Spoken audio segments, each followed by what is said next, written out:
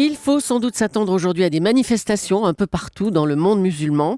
Des manifestations contre la dernière une de Charlie Hebdo qui a provoqué la colère d'un certain nombre de dignitaires religieux. Alors va-t-on vers une nouvelle guerre de religion ? C'est la question qui fâche de 7h15 sur Europe 1. Bonjour Malek Chebel. Bonjour. Merci d'être avec nous ce matin sur Europe 1. Vous êtes anthropologue des religions. Vous venez de publier L'inconscient de l'islam au CNRS édition. Je voudrais qu'on démarre sur une image qu'on a tous en tête, ces chefs d'État et de gouvernement qui ont marché dimanche dernier dans les rues de Paris.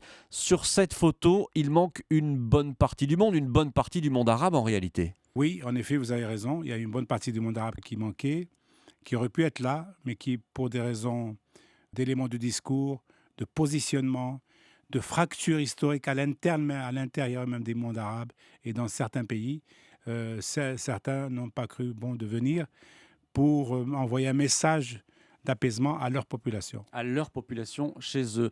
La nouvelle une de Charlie Hebdo cette semaine n'a rien arrangé. Condamnation en Égypte, en Iran, au Maroc, en Turquie. Quel est le point commun entre ces pays-là ? Est-ce qu'ils forment un bloc ? Maintenant, si vous voulez, avec l'international djihadiste, oui, ça les oblige à former un bloc. C'est le bloc un peu de la stabilité, du progrès, face au djihadisme et face à l'international fondamentaliste. Est-ce qu'ils forment un bloc par rapport à l'Occident ? Je ne le crois pas encore. En tout cas, peut-être un bloc de doctrine et de discours. Il y a un choc de mots déjà, et c'est très sensible. Au niveau de la manipulation des concepts, on sent bien qu'il y a vraiment une grosse confrontation entre l'Orient et l'Occident. Ça veut dire qu'il faut être inquiet ? Moi, je suis, si vous voulez, comme vous, aux avant-postes de l'observation de la société, et je ne me cache pas les difficultés, je ne me cache pas les questionnements. J'écoute les télévisions arabes, je regarde ce qui se dit sur les réseaux sociaux. Je suis donc en permanence alerté par les tensions ici ou là. Et je pense qu'il y a un gros malaise quand même dans le monde arabe et dans les pays musulmans. Quel risque après ce malaise ? Le risque est qu'il y ait encore d'autres fous qui vont encore jeter de l'huile sur le feu. Et on ne peut pas garantir une sécurité, si vous voulez, totale à un ensemble aussi grand que l'Europe ou le monde occidental, non musulman, le monde non musulman. Parce que ça peut se passer ailleurs, pas forcément en Europe.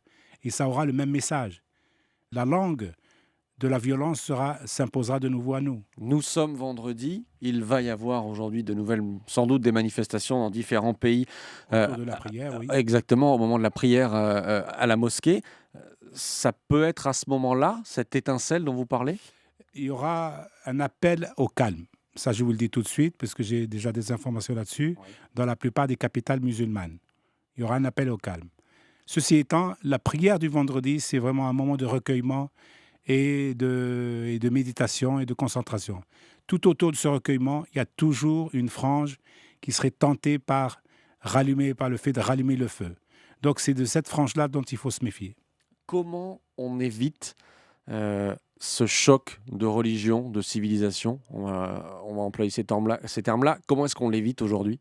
On l'évite par plus d'organisation à l'interne, si vous voulez, dans les grands régimes politiques. On le voit, par exemple, je donne l'exemple de l'Égypte. Il y a 2 ans, l'Égypte était au bord du gouffre. Aujourd'hui, il y a Abdel Fattah al-Sisi, le président égyptien, qui est arrivé au pouvoir. Je ne me prononce pas sur la qualité et la nature de son pouvoir, on est d'accord.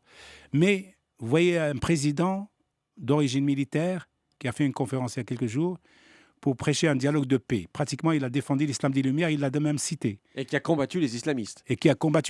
Donc, s'il y avait, face à l'international fondamentaliste dont je parlais tout à l'heure, ou la violence religieuse, s'il y avait 3 ou 4 présidents de grands pays arabes et musulmans qui tenaient le même discours, qui feraient éventuellement un conclave de paix, qui se réunirait pour dire qu'ils refuseraient totalement toute forme de violence au nom d'Allah, y compris celle qui est perpétrée en Occident, déjà, on aura, si vous voulez, gagné beaucoup d'espace de paix et de liberté et de respect mutuel.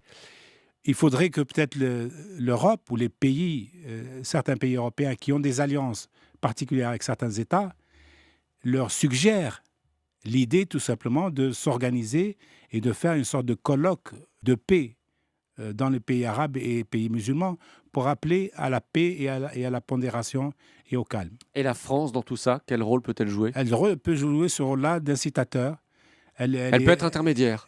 Tout à fait. Il y a certains souverains, certains responsables politiques du monde arabe et de l'islam qui écoutent parfaitement la voix de la France. Elle pourrait jouer ce rôle de médiation et d'appel au calme en passant par le biais d'un certain nombre de présidents qui seraient peut-être capables ou en mesure aujourd'hui de l'écouter. Une toute dernière question, Malek Chebel. Vous êtes optimiste ou pessimiste ce matin ? J'espère que si la prière, par exemple, du vendredi, cette prière-ci d'aujourd'hui, se dérouler correctement, je serai assez optimiste demain et je dirais que je suis très content. Donc c'est une journée importante que l'on va suivre évidemment. Merci beaucoup Malek Merci Chebel. à vous. Merci d'être venu ce matin sur Europe 1. Je rappelle le titre de votre dernier ouvrage qui vient de paraître, L'inconscient de l'islam. C'est chez CNRS Éditions. Merci Malek Chebel. Merci à vous de m'avoir reçu. Europe 1.